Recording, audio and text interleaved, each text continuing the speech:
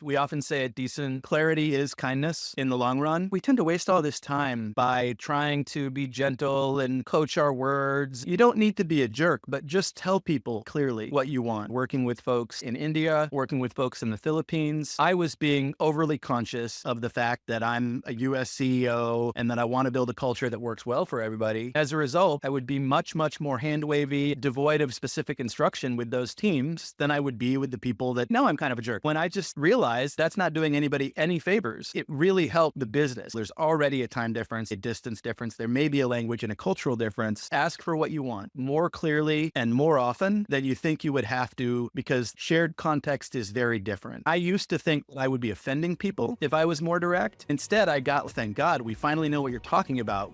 Welcome to Healthcare Ops Wave. It's not only an acronym for how, but also healthcare operations and waves are actually very similar. Both are steady, run in cycles, and have the odd storm in between. I'm Frederik Mueller. I'm the co-founder and CEO of Third Way Health, and we'll bring you the stories that shed an inside look on the humans behind healthcare operations.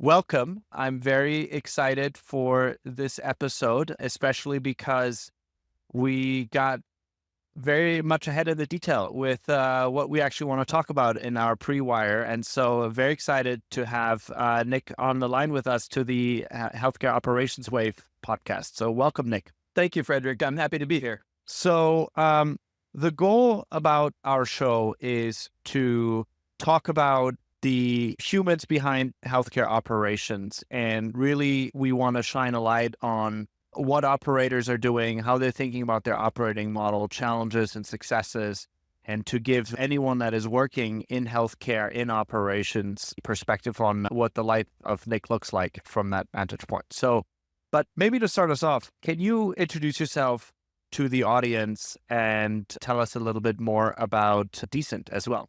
Absolutely. I'm Nick Soman. I'm the co-founder and the CEO of Decent, and we build health plans around something called direct primary care for 40% less than market rates. And when a member listens to their direct primary care doctor or provider, all of their care is free in our health plan. So that's the value proposition.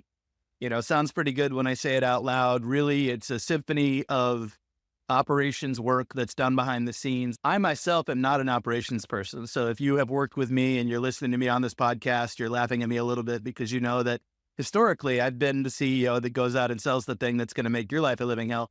But in the task of building this out for 6 or 7 years, I've gotten to be able to lean in a little bit and better understand operations. And I'm certainly able to share my vantage point on how operations is transforming at Decent. We're really at a fun time right now, I think, for companies that are trying to do better work with fewer humans. Yeah, happy to talk about any and all of that. But I want to give credit to my actual operations team and former teammates because in many ways, they're the ones that are doing the work. Yeah, absolutely. I think that's well said. Direct primary care is very much a hot topic. I hear about it a lot. Obviously, you are tackling this through pairing health insurance, which in many ways oftentimes is associated with a lot of the opposites of direct primary care. Yes. Just give the audience a little bit the origin story and also about you. What led you to want to tackle this problem in particular? Yeah, the origin story and what led me to want to tackle it are the same thing, which is that I'm the only one in my family who's not a primary care doctor. And I grew up as a kid who was really tired sick of hearing about compassionate patient care at the dinner table from my parents every night, to the point that my sister and I would say, no doctor talk, Jesus. It was so all-consuming in my house. And my parents worked as docs for 25 years each in the primary care capacity up in the Seattle area for an HMO called Group Health Cooperative. I heard a lot from my mom, who was my hero during that time. She would say, this is the hardest time to become a doctor in the last 50 years because of the rise of big insurance. They both moved into executive leadership at the HMO, and my dad would end up becoming the chief medical executive of Group Health, which meant he was in charge of the doctors and the hospitals in this roughly 650,000 member HMO ecosystem. And I remember him coming home when I was 12 years old, and he's around still and he's soft-spoken. He sat down at the dinner table and he just said, I just don't think my counterparts on the insurance side of our organization care about the patient. And that really was probably the moment that I decided I did not want to follow in the family footsteps of being a doctor. I think we all grow up with biases, and these are my biases. They're not true. They're not better than anybody else's biases. But in the world, for Nick as a kid, the primary care doctors were the heroes. Insurance was mostly the bad guy.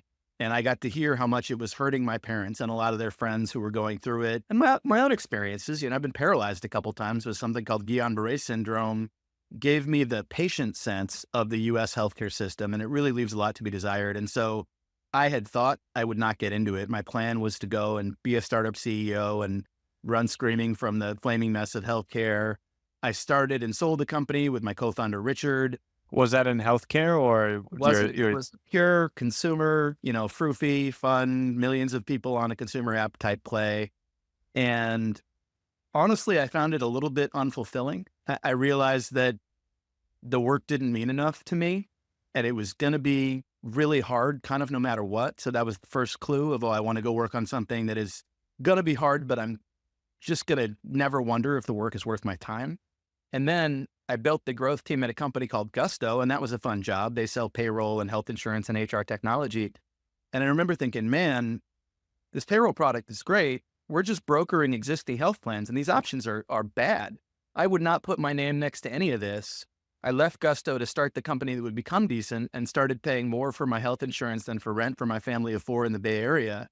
And that was when I just said, look, I got to go lean into this and figure it out. Was lucky to have some smart people around me that clued me into direct primary care. Decent's just a bet. But the bet is that direct primary care is on the rise. We can become an order taker and the world-class option for people looking to build a health plan around direct primary care. The reason that I know our plans work today is because people really trust their direct primary care doctor. They tend to have a great relationship with this doctor. They get unlimited primary care from this person who gets to know them and their family. And as a result, they get more care when they need it because they're not paying more every time they come in to get care. So there's no impediment to care. When this person speaks, they listen. When this person says, hey, I think you ought to eat more bananas so that I don't have to put you on an insulin drip, then they're going to listen. When this person says, hey, you need care outside of the primary care setting, you ought to go here, specifically here, not somewhere in the preferred network, but here. This person listens. And there's so much disparity in cost and value in healthcare that just having someone knowledgeable who the member or the patient will listen to really makes a lot of difference. We're able to come in and save people 40%. And when they listen to their direct primary care doctor, all of their care is free. But again, to the topic of the podcast, none of this is possible without robust and solid operations. We've had some hell and high water getting here, but I think the interesting part is, all right, you got a pretty good marketing pitch. How do you deliver it? And I was excited to talk to you about that. Yeah, I am as well, because I think in many ways we are users of a Gusto competitor product that you may have probably heard about, and the health insurance options are pretty limited and not very great. And I feel like it is really, not everyone gets the benefit of being the buyer for those types of products. But when you are, you kind of realize how constrained in many ways the system is. And I think I was thinking about what you guys are doing, and now in our work, even supporting health plans, I also know that there's lots of other things that need to go on in the background in order to make sure that the primary care doctor is supported, which is obviously what we're here to talk about today. But I know that you've started Decent almost 6.5 years ago. Is that right? So how has the organization evolved? And just in terms of size and organizational structure, 6.5 years is a lifetime for many startups, maybe 2. And so I'm sure there's been lots of changes. So just give us some general sense of how the organization has evolved. And then let's talk about, how did the operating model change, and what were sort of the inflection points as you went along your path? We launched, and, I had brown hair and looked pretty well rested back in 2018. And we initially were launching for self-employed people because there'd been a big change in the government perspective on the self-employed. And there was something that was now euphemistically, I can say, called the final rule that came out of the previous Trump DOL that said, hey, self-employed people can now join these risk pools that are called association health plans. And furthermore, they can do it nationally. They don't just have to be sitting at an individual state level, and they can do that to get more affordable health plans. Now, most of us on the team, myself included, had been self-employed at different times, had made too much money to qualify for a big government subsidy in the ACA marketplace, but not nearly enough to not worry about the cost. We built plans around direct primary care. We exclusively serve self-employed people. We found a really good self-service model of a go-to-market through digital brokerages that a lot of these people are finding and comparing plans. And the first thing they look at is, well, which one is the cheapest? And so we aspired to be the cheapest. We were able to be the cheapest, and we got up in the right, top of that sorting system, and we ended up selling some product.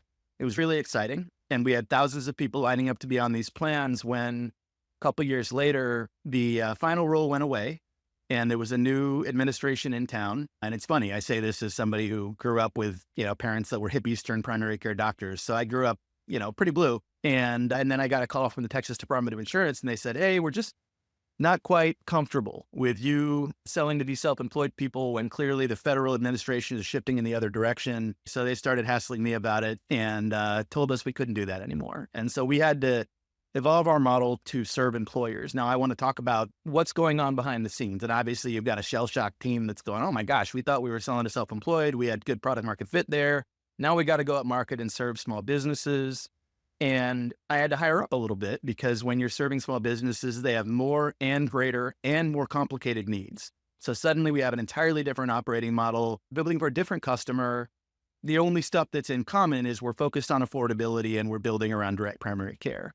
And pretty quickly figured out, hey, there's some limitations to this model now that this final rule thing has gone away. Not only can we now serve the self-employed, but now the regulators are telling us we have to pick one industry. And I had already kind of figured something out in our model, which is that the way you make sales at scale in the health plan world is through brokers.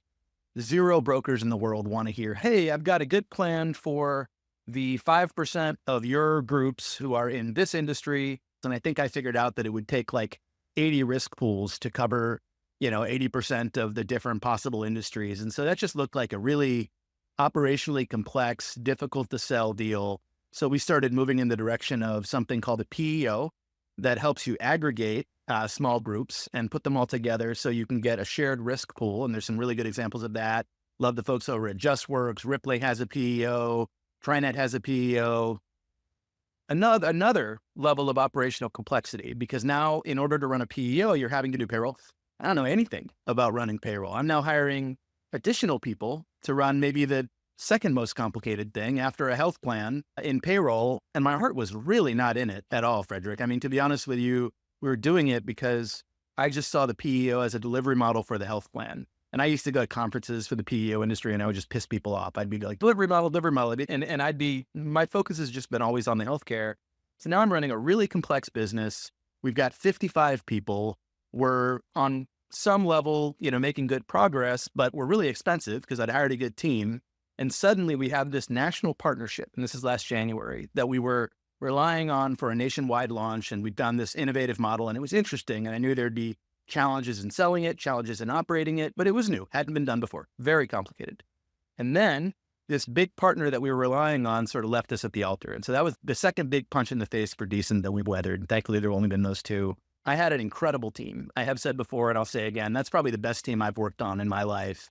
And I continue to feel sad that things worked the way that they did.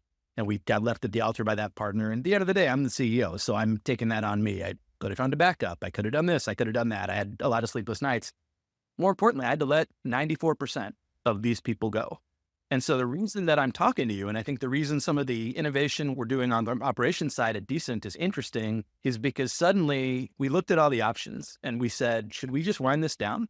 We just got punched in the face again, and maybe just 2 times is enough, and I should just give the money back. And I had to do some soul searching with my co-founder and with a skeleton crew of people. One of the reasons we didn't just wind it down is we felt beholden to the people that we were serving. And we said, we at least have to give them enough time to kind of help them get, another health plan so they weren't counting on us for something we couldn't deliver. I think we got really lucky, candidly. And necessity was the mother of invention. We said, all right, we have a much, much smaller team now. When we wound that down, we had 5 people on the team, went from 54 to 5. We said, all right, what's our path back to market? Now that we have a skeleton crew of a team, we have to throw away most of this stuff that we've got. We're still spending time on unwinding regulatory filings, et cetera, related to this PEO model. And I talked to the smartest people I could find in the market, and I learned two things. One was, hey, there's this really interesting model called level funded plans that can let you do a lot of the things you can do with a PEO plan without actually having to run payroll. And there are differences too. But not only does it exist, but it's coming into the light as sort of a true comparator to fully insured plans, health plan. And now it's just gotten so expensive that these things are appropriately given the treatment that they deserve as a variation of a self-insured plan for small groups. So I thought, okay, this is interesting. The market was cratering, and I had all these really smarter than me CEO friends who had not gone through that. And suddenly they're having to let 40% of their team go just because of unit economics and concerns about the fundraising goalposts moving. And so in a very weird way, I think we got lucky and ended up in a place where there was an opportunity to build this thing out again. But I remember from first principles looking at our operating model. My co-founder and I sat down and we're like, we cannot do payroll. There are not enough people on this team to do payroll. And if you screw up payroll, everyone hates you. That was one of the other lessons from Gusto. We don't want to do that. So that's out. And we really made some decisions to simplify based on what can you do with a small team. Now, I won't just keep ranting, but I think this is the right time to try to build a very large company with a very small number of full-time US people. In that way, I think we were in the right place at the right time to really give this a shot. And now I think we're in a really exciting trajectory. Wow. I have to say, kudos to you and everyone that rallied with you. It is not easy to get punched in the face, and to do it twice and to continue going. It's something about the nature of trying to disrupt the status quo that it never comes easy. It's one thing to talk about it on a podcast, and it's another thing to do it. Thank you for sharing that. And that's impressive. Thank you. And it, I never lose sight of the fact that end of the day, I could call it what it is. I get to raise millions of dollars from smart people and go try to build something in the world that didn't previously exist. So thank you very much.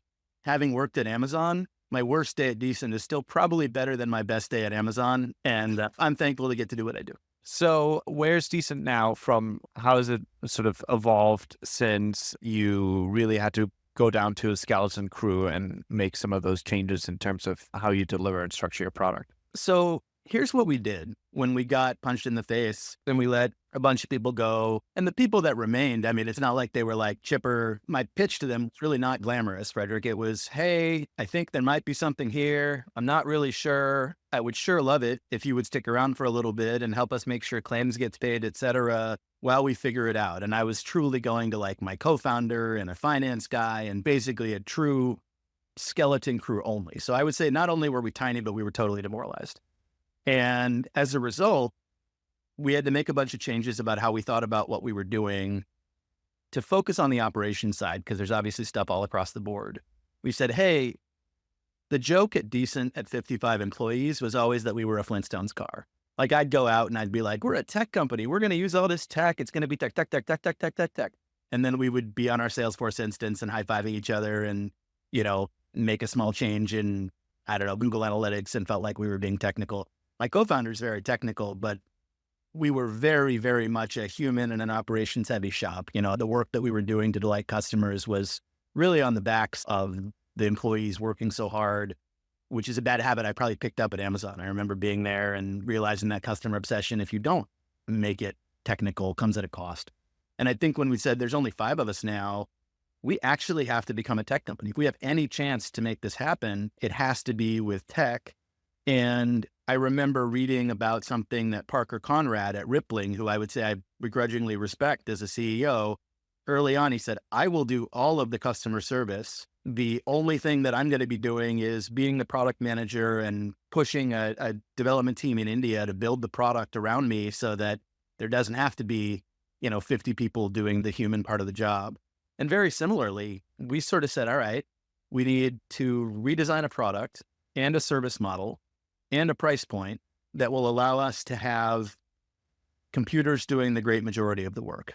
And I think for the first time, it was like, all right, we're not going to have time. We're straight up not going to have time to have somebody on our team walk everybody through 5 different plan options that they could have. What if we just had one plan option? And there's a whole lot of things that came out of that scarcity, I think, that ended up being really good for us. It just forced us to simplify.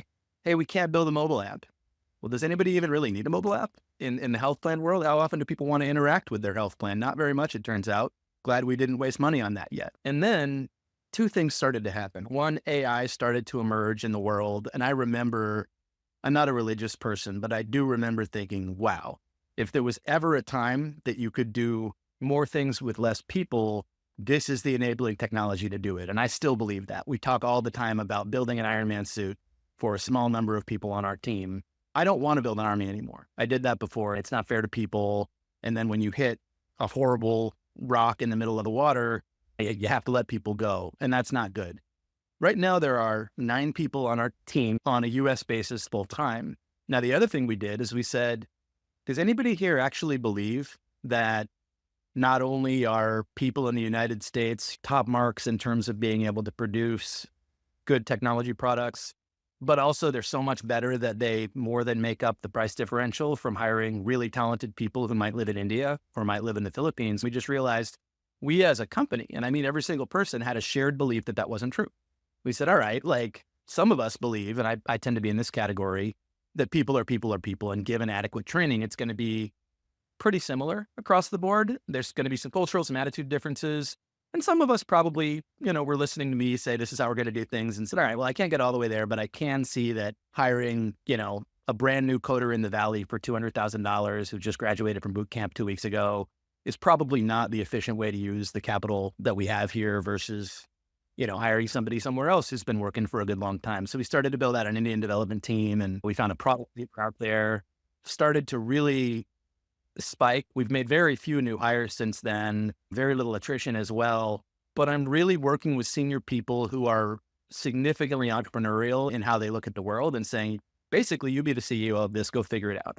And we found somebody like that in India, and he started to build a team. We are working closely with a bunch of people in the Philippines, very entrepreneurial, very talented. And I think a thing that I would say, if you can get over your fear that maybe we as a country aren't all that special after all, and maybe your amazing training doesn't make you, better than other people, you start to go, well, why is it that people look at the Philippines and they just say, well, yeah, that's good for customer service? Why do people look at India and they say, oh, that's good for development, but not really look at the other things that can be done in a company and figure out, could you find somebody over there to do those things? And without being too much on a soapbox, what I'll say is we have yet to find the limit of the Philippines and India. We're starting to look at more operations work, more product work, more strategy work, more marketing work. And now I've got this team of people in the United States. And I think we used to talk about building Ironman suits for our members, and we still are interested in that. But increasingly, the first set of Ironman suits is coming for our team. And I am excited to talk more about that. But let me just stop there. The big push has been, I don't want any human working on this if a machine or technology that we took some time to put together could do it and it's repeatable. And I don't want any full-time US-based human working on this if we could hand it to a talented person in India or the Philippines to take it on. And we talked a little bit about this in the pre-roll, but it's taken some retraining for my brain to get there myself, let alone to push my team to get there. The world is changing, and I think it's going to become, you do this or you're disadvantaging your company, as opposed to just, hey, you might be able to make your life a little easier by doing this. And I think we as a team at Decent are very interested in keeping the full-time team small, ultimately, paying significantly above market when we can do it, whatever that market is, San Francisco, California to any part of Manila, and being able to provide a better level of service for more people with a smaller team, rather. Thank you for sharing all of this. And there's so much to unpack. I will just add that we have the majority of our team is in Colombia. And I think one thing that is so interesting in really getting to go down there is that they're, in addition to having the same level of young and motivated folks, I mean, we're working on supporting provider data management for some of our clients, and we have an entry-level agent that is looking to build a AI model on streamlining the workflow, right? There's a lot of that type of innovation that's happening, and I always love when that's occurring, and I feel like the inclination is to think that only folks in sort of the US or the Western countries have that, and it's absolutely not the case. I think the other thing that is really motivating is that a lot of the work to be honest, that is happening in healthcare aren't really jobs that are in very high demand. Working in a call center is really hard. Being a coder is really hard. Managing databases is really hard. And as a result, there's more and more and more organizations that are really struggling to find folks that, and are struggling or retain folks that want to do that. Whereas in Colombia, this is a career path. Like, you can raise a family. There are people that are motivated. They want to make their living in it. And it's something that I think is very humbling, is to say, not only do we get to do good by the healthcare ecosystem because we get to create a great experience for your members or for clients or patients or providers, but you're actually building livelihoods of folks that are hungry and motivated to learn. And that's so humbling whenever I encounter that. I love that point. And I think that when you have someone who's member facing who doesn't like their job, the member can tell, and the member can feel that the level of service isn't as good. I don't think people at the DMV like their job. That's sort of the prototypical example in America. And I go up there and nobody there's going, man, I could just do this 5% faster today than I did yesterday. Then I can make everybody a little bit more safe on the road. Instead, you get kind of, I'm here because I didn't see another job opportunity. What you're saying, I think, really resonates. It reminds me of conversation I had with a woman that had managed teams of US-based temp CS workers for decades. And she was one of the people, unfortunately, we had to part ways with when we got left at the altar last January, but we're still in good touch. She's awesome. Her name's Hema. And when she was leaving, I said, Hema, I'm a little bit embarrassed to ask you this, but because, you're not going to be here at least for a little while, how long do you think we can get away? This is my words, literally, Frederik. How long do you think we can get away with Philippines-based CS? As opposed to, like, when are we going to obviously have to hire people in the United States to do this? And she looked at me and she said, Nick, I got to tell you, you're really thinking about this wrong. This team that I have in the Philippines, working for a BPO shop that's not technically decent, though they do a great job embedding, she said they're doing a better job than any team that I've ever run doing CS on a part-time basis in the United States. And so that was really an eye-opening moment for me and a humbling moment for me, because you realize two things. First, you realize, okay, it's not, oh, we'd do America if we could afford it, but we just can't. It's what is the best experience? And I think a lot of that's going to come from giving people a real opportunity where they feel like, hey, I'm being paid fairly and I'm not always trying to get out of this job, and I can show up to work and try to take care. The other thing that does is it says, okay, we're not all that different. If we can take that work and give it to people in the Philippines, what other jobs could we do that with? What parts of my job could we do that with? And then actually, I want to give some kudos to my current VP of product, Jake Woodward. He has been really leading the AI charge at Decent, and he sat down and put a presentation together, and he got me going through it because he was going to present it to the group, and he asked me to review it first. And on the last page, he said, I can guarantee you that AI is never going to take anybody at Decent's job, but I can also guarantee you that it's going to change your job. And I, was hooting and hollering. I was so excited about that. And he said, no, Nick, I didn't just show that to you. Like, I want you to say that to the team. I want you to go and say that to the team and make that guarantee. I had to think about it for a minute because I don't want to say something and have it not be true. But here's the thing that I realized. If you're sitting here in the United States, imagining ways that your Philippines-based customer service team could further automate their work, you're being really, really dumb. You're being really dumb and short-sighted because you don't have the information because you aren't closest to the work. And this is something that's been proven out in factories and tech companies, since time immemorial. You want the people who are close to the work, finding the innovation and looking for opportunities to make things better. The call that we had with our whole team all hands, where I went and said, not going to take anybody's job. And obviously we got a small team right now. So for me, it's easy to say to this group. And if we keep our team small, we can retrain, we can do that. But I was able to talk to some of our Philippines-based team and talk to some of our India-based team. Yeah, I can tell you that. And in exchange, you're going to tell me where you think if we invested in tech, we could, get that work done, and you could be focused on some other higher order things or scaling our impact or whatever else. And I think that tendency, if you can find people that are interested in considering their work analytically, it becomes like everybody is an operations person for their own role now. And everybody is going to be encouraged to look at, what do I not need to be doing? Because I guarantee you, as this plays out in the market over the next 5-10 years, the people that can really be focused on the bleeding edge of things that a human must do are going to beat out, from a performance and a role standpoint, the people that continue to try to stick to the manual and ultimately inefficient way of doing things. Yeah, and I think this is a really nice segue to our conversation around how your thinking has evolved, right? And I think maybe this is a little bit of a two-part question. So one is, what we're working with an offshore, farshore team, how were there any lessons learned for you as you were getting started, and things that you would tell anyone else that is considering working with an external outsource partner for the first time on any of their functions? And secondly, talk to the audience a little bit about how what your thought is now on where you want folks to focus their time and how you're pushing them, because I think that is worthwhile for everyone else to hear. The biggest lesson learned, we often say at Decent, clarity is kindness in the long run. And I don't think we made that up, but this idea is we tend to waste all this time by trying to be gentle and coach our words. And you don't need to be a jerk, but just tell people very clearly what you want. And I think that's the first and biggest lesson that I learned working with folks in India, working with folks in the Philippines. I was being overly conscious of the fact that I'm a US CEO and that I want to build a culture that works well for everybody.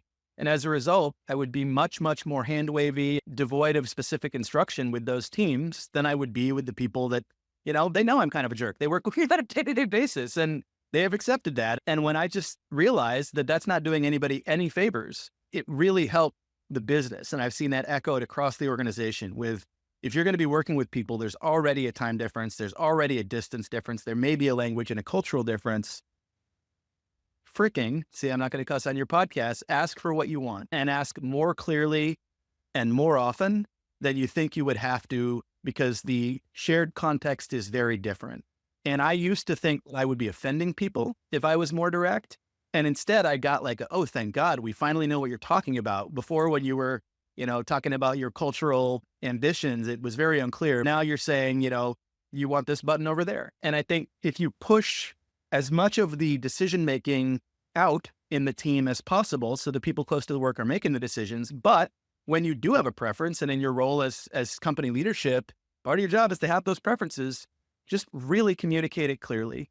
And you also need to reward and inspire and encourage that behavior from people who may have grown up in cultures where that's less forgivable. I remember there was a woman on my team, and she's from rural South Texas. She lives there now. And she got on a call with me like her second day, and it was a whole team call. And I said something in the call, and I was kind of, giving a spiel, and she raised her hand. And I remember thinking, oh, interesting, that the new person's raising their hand.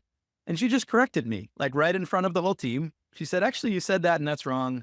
Here's what that is. She'd worked in healthcare far longer than I had, and she was right. To be really honest with you, of course, I thought, oh man, like, damn, I just got showed out by this new person in front of my team. And there was a little part of me that wanted to be like, well, I know something you don't know too. But instead I swallowed and said, like, thank you, Kimberly. So Kimberly, if you're watching this, she's still with us. Thank you. If you're going to ask people to accept your bluntness, you have to accept theirs. And I think the bigger things we do, you have to think about the fact that it's late India time when it's early our time. But to your second question, the best thing we've been doing, we had one of these this morning. We have an executive leader at the team who comes in and sits down, and in front of the whole India team, they show a little bit about their day-to-day work. They talk about their role at the company, but it's really not show and tell. They'll pretty quickly get into, here's a specific time-consuming, onerous, and manual process. And I set the expectation really clearly. Hey, India, you're not just here to learn. You're here to figure out how to make this person's life easier. It's humanizing the colleagues.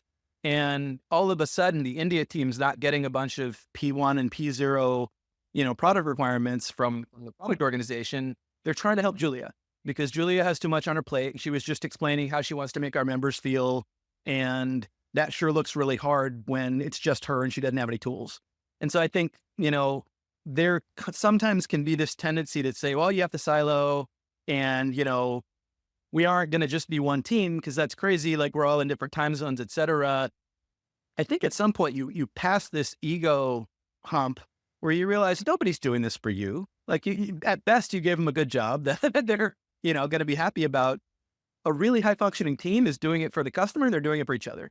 And I think we really try to encourage that with more access and more exposure both directly to customers and to each other. And that's a big part of what makes people want to build that Iron Man suit as opposed to just, dialing it in. I think you said something earlier that really resonated about the importance of communication, clear communication. I would add to that documentation as well, because context is missing, culture, time zones, languages. Now, those are all factors where that didn't everyone was in the same office. How did you have to change and adapt as a leader of an organization, of the leadership team, when you were working in this much more multifaceted operational context? I think documentation is very humbling, because when you try to put documentation together, and if you're a person who resists documentation, and because I tend to like to think on my feet, you realize that it's hard to put together because you don't know what you're talking about. That's the main reason, is because you can't easily sit down and document it because you're doing it by feel. And you can't sit down and write clear instructions because there's a fudge factor. And if there's a fudge factor, you're probably not being as effective as you can be. And I'm thankful because my co-founder is, longtime Amazon engineering leader. He's very pro documentation. So he's always pushing me, and he's got me on the train, because honestly, now I see it in other people. Oh, I don't think I could hand that off. Why can't you hand that off? Well, it would take longer to write out than it would take for me just to do it. Okay, yeah, but it's going to take me a really long time to explain it. And you keep digging, and you realize that many of us operate on autopilot. I do this too. And don't fully clarify our own thinking, let alone do it enough to be able to explain it to other people. So I've become very pro documentation. I'm more directive than I used to be, again. And now I'm like, no, you probably don't. And this isn't about an international team. I would like to have fewer opinions, but when I do have opinions, I try to have them as clearly as I can. If you just assume that every human is rowing the boat and can contribute at maximum capacity equally to each other, and I think that's not far from an accurate assumption when you have a very small team, then you suddenly realize, oh, any bottleneck is a company killer. Anytime somebody is not able to do their work because this other person hasn't finished their work, or anytime you have a sole source dependency because only one person can do it and she just went on vacation, you are literally killing your productivity. And so we've become a super async heavy culture. I'll show you the meetings because we talked about it. I think we keep our meeting schedule pretty darn light at Decent. I think we have 3 team-wide meetings per week. Maybe it's 2, and that's it. And some of that is so people have the time to sit down and do the work. But we're just continually pushing the envelope on what can be done asynchronously. Now, one thing that's worth noting, the fair person in me wants to say async's not for everyone, remote's not for everyone. And I think that's true. But honestly, if you can't trust your team well enough to be motivated to do their own work with clear instructions, if you haven't structured the incentives so they want to show up and not just dial it in, like there's a deeper problem going on. That's not a remote work problem. That's a you problem.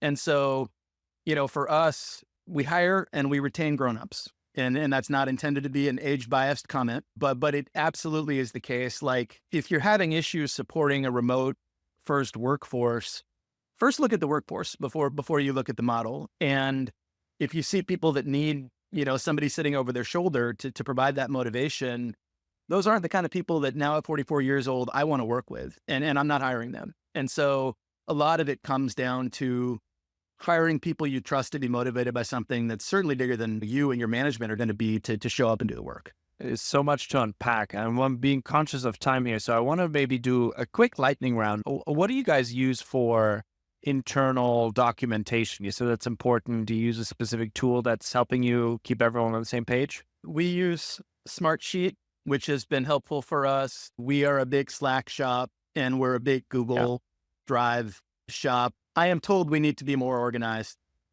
So probably we'll be shifting away from Google Drive into something that looks more like task management. My co-founder is a very structured guy, and he introduced Asana to us, and we pretty much run the entire organization on it now, and it's incredible doing that. But then we use Confluence heavy. That's our Bible. Everything internally is documented. So it's very interesting. What does the day look like in the life of Nick? What are some of the meetings that you've had in the last week? Let me just share my screen with you because it's pretty ugly, and I want you to see how ugly it is. I hope it's color-coded ugliness. It's just my man's work. Right now, I'm really focused on doing everything I can do so we can deliver on our value proposition of 40% cheaper than market rates. So there's a ton of work to be done there. And we come up with sort of our 3 primary tasks at the VP level per week. And so I write those out, and those are always related to this. Mondays are my day to really meet and have mostly internal meetings with the team. So all of this here is internal. I have my one-on-ones on Monday. This is our board chair, Laura, who I meet with biweekly.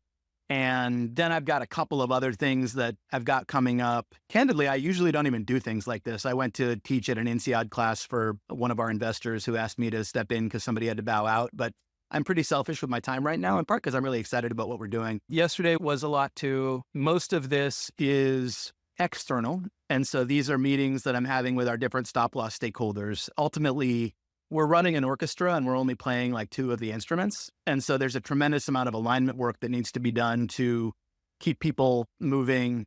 This week has just been significant because a lot of this has been making a push with our stop loss partners so that they'll give us appropriate credit so we can be correctly rated in many places. The one thing that you do see me doing is I'm pretty maniacal about trying to make the meetings sequential so I can have at least one good block of uninterrupted work time during the week. If I don't do that, I just end up doing that from, 7 to 11 p.m. and pissing off my wife. And who wants that? Thank you for sharing. So it's interesting. It really seems like the cadence that most folks here are doing is beginning of the week really is all about the team and getting caught up, and then really act on it for the rest of this week, which makes perfect sense. What are some of the main things you pay attention in quarter over quarter, year over year? How are you looking at the business? The North Star metric I care about is lives on plan. I think that's how we can measure both our impact and our relevance as an organization. And I think if we stay fixated on that, a lot of good things will happen. From a quarter to quarter perspective, I continue to be really interested in revenue and ultimately net margin per employee. I think that's the vanity metric I want. Like, it's very clear, whether Decent gets to be one of them or not, that there are going to be Fortune 500 companies with less than 50 employees. And I would very much like for us to be in the first cohort that really attempts that. And we're pretty fixated on that. And in a time of capital efficiency where profitability is the path to freedom, like, the VCs love that story too, right? We're well capitalized right now. I expect us to be able to be profitable on the money we have, but not if we start being ridiculous and it's working. So now we throw, stupid money after smart money. I am really trying to do more with less. And just because it's starting to work now, I don't want to lose the discipline on that point. We've already had some questions come up of, hey, it looks like we're getting some uptick. So could we hire someone to manage this? Could we hire someone to do that? And it's sort of fun. This team is small enough, and I don't think I'm driving them crazy, but as a CEO, you never really know. You can anonymously message me if I'm wrong. I think we're taking on as a shared endeavor to sort of say, look, as much as it sucks what happened a year ago, all of us are sort of happy working in a smaller office environment with all senior people that all know what they're doing. And there's nothing wrong with being junior. We've all been junior, and I was junior. But it's a very different organization when you're trying to train people up and teach them how to do the work versus just bringing on a small number of people that already kind of know. And we all are trying to protect that. And so, candidly, like, I would like to see us pay more than market next year, and then more after that, and then more after that. And right now we're probably a little bit over, but not too much. I really like Netflix hiring model, like, get a small number of people you can really trust, make them do too much work, and pay them, soundly for the privilege. And some of my friends that are really good senior operators, and we're working with one of them now, she's fantastic, Rachel Kim. She was a marketing leader at Gusto before this, and we worked together there. She's got several clients, and I think a Rachel Kim can contribute more in, call it 10 hours a week, than average Valley marketing hire X could full time. I have some empathy for junior people. It honestly is pretty hard to be coming up right now, competing with a tough market, senior people, and the rise of AI. But just as a company leader, my focus is on paying people more money, making more revenue per employee, and getting as many people on these plans as we can. Wow. I feel like I'm very curious for your answer to this one, but, because you touched on so many of these points, but if you're an operator, and let's just focus on healthcare for now, what should everyone pay attention to in the next year? If you have to limit it to one, because I think you would probably say a few things. I would say AI, but that's kind of an obvious answer. So I'm going to make something a little bit more specific. Figure out how AI can eat part of your job, and then just feed it. Like, give it that work. and be the first one to say, I don't need to be doing this anymore. I can feed it to AI, because it's going to happen, and it's going to happen faster if you disrupt yourself. And you're going to figure out what are those higher leverage things you can work on. And then you're going to be able to come into your next role, whatever that is, and say, hey, you're going to get more of my time because I already figured out how to use technology and automate all this. And so don't just sit there and wait for AI to disrupt your industry and wonder who's going to have and who's not going to have a job. I think you got to get to where I've been at for the last month. I am interrogating every task that comes across my desk. Do I really have to do this? And I know how lazy that sounds, but can I hand this to a computer? If I can't hand it to a computer, can I hand it to someone in the Philippines? Turns out that there's always more work to be done. I've been able to make time to do some of the strategy stuff that I was probably not giving team the clarity they needed because I was too caught up in the egoism, and that's what it is, of being an individual contributor and continuing to carry my water. And so disrupt yourself. That's my 2-word answer. Wow, that is such a good one. Finally, what's your favorite healthcare statistic?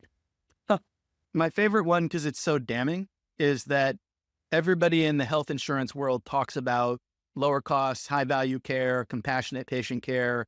The truth is, the cost of a health plan has quadrupled since the year 2000. So that is a real number. Wow. It now costs $24,000 for a family to be on employer-sponsored coverage on average across the country now. And many of us are way up higher than that. And that's the number that, honestly, I guess I don't know if I can say it's my favorite, but that's the number that gets me up in the morning. And I know there are opportunities to cut that down, starting with savvy operations that's not a Flintstones car. Wow. Awesome. Well, on that note, let's end it here. Nick, cool. Thank you so much. I really appreciate you spending the time with us, and thank you for sharing your story. Sure thing, Frederik. Thank you for having me.